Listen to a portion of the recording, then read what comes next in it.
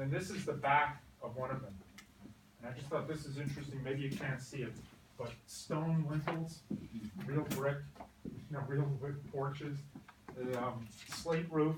It's just, we spent a lot of money to take care of the mentally ill back then. And this one I think is building A, right. There were 4 buildings that look like this, and they're in the boulevard. And today when you go down the boulevard, and just before, if you're headed toward the soccer field and make that sharp right, just to your right, there are 2 kind of level areas, and that's where buildings A and B were. And C and D were on the other side of the road, but uphill a little bit. And the 4 buildings look like that. And even though it's all brick, it's really wood. It's wood behind the brick. It's a wood frame building. Later on, they were considered fire hazards. Another close-up, and the picture is not as clear as what it looks like on the computer, but the molding and stuff, all the ornament is really neat. And in the background, you can see a slightly newer building where they built it in what's called a Spanish colonial or revival style, with the tile roofs that have all the terracotta look. Pretty neat. Building D, see, look just like building A. This was part of the first powerhouse. When they started the hospital, at first you had these cottages, wood buildings. And as it started to grow, and they started to build the bigger buildings, instead of everybody having their own fireplace, they started to centralize and said, we're going to make a really big place, and we're going to make steam for heat. And they made electricity. And you can imagine that in like 1895, electricity was not common in the United States almost anywhere. There was no loco. There was no electricity out anywhere else. And that's why they had a powerhouse. They had electricity before the townies did. And they also had steam heat, which of course, people don't get steam heat from a power plant around here. They built a power plant down by the water, and that way it would be served by barge that could come in. But just about as soon as they built it, they also built a railroad connection from the railroad station over that way, all the way through the hospital, all the way down to the boat basin to bring the coal. And that was the way they brought the coal in for the next 80 years or so, 80, 90 years. Excuse me, you know why one of the reasons why they probably built it close near the water too is because of the sewage system. Good point. Because they had the sewage plant down there. Right. Empties out into the water out there. It's a good point. They didn't have it already, Right. but they were putting all of the infrastructure in that you might think of as in a city, because today, you think of Kings Park, wonderful as it is, or whatever, we have no sewers, but we have electricity, telephone, roads, drainage, all that sort of stuff. But at the time, there were, 10 houses, and a train station, and 1 hotel. So it's a big difference. This is the boulevard. The building 93 was later built behind this building, and those other buildings were torn down. But it's neat all the trees that they put in. Mm-hmm.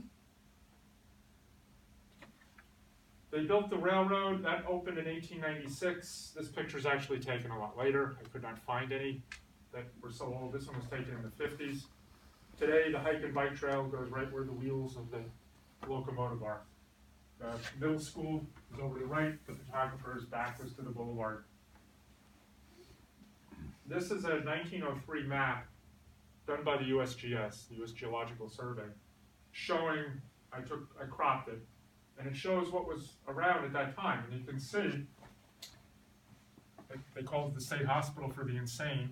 They were calling it a lunatic asylum at that time. But what we see, these black things are buildings A, B, C, and D. And then over here, this was called Group 1. The cottages were still there. The powerhouse was down this way. Here we have Short Beach, the Bluff. It's interesting, Old Dock Road doesn't show up. I'm not sure exactly why. And St. Johnland shows up with only 4 buildings when they really had about 12. So the accuracy leaves something to be desired. But there's some interesting things. Harrison's Pond, the Obadiah Smith House, and this is Lawrence Road. The high school is here, Lawrence Road today, comes up, winds around, and then stops. And then you get off into, I think, is it Archer, Squire, I can't remember. No, it's, Bowman. Yeah. You get into that little neighborhood. yes, I'll think of it. Okay, well, Lawrence Road, which was also known as Lover's Lane, and I'm not sure, you know, did people with horse and buggy have Lover's Lanes the same way that they did in the 1950s? I'm not sure. But anyway, but what's interesting to me, okay, here we have the boulevard, and then there's this road that was more major than Lawrence Road, coming up this way and coming out to 25A. It would come out just east of the post office.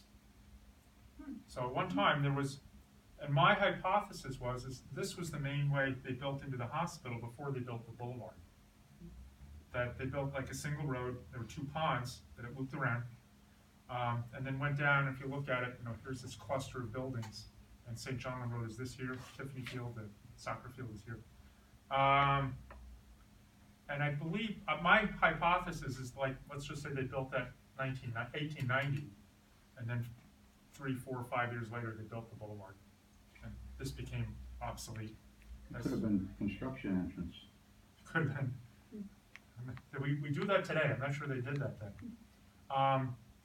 I think it's actually fascinating to think of the design of the hospital, where from an architectural standpoint, the layout, why did they put the boulevard the way they did? It's straight a certain way, and then it makes a curve, kind of like just north of 25A, and then it makes the sharp bend right by Building 93 and ball fields, and then turns again and again.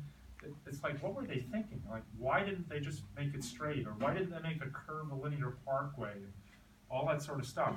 I'm not really sure. But it didn't circle it, wasn't there a water tower, a low slung water tower? In this circle, it was In the, circle, wasn't there a water tower? it was a reservoir. It was Yeah, I have a picture of that coming up. But anyway, it's just sort of fascinating that they laid this out. Today it's sort of like complicated, but there must have been something in their thinking.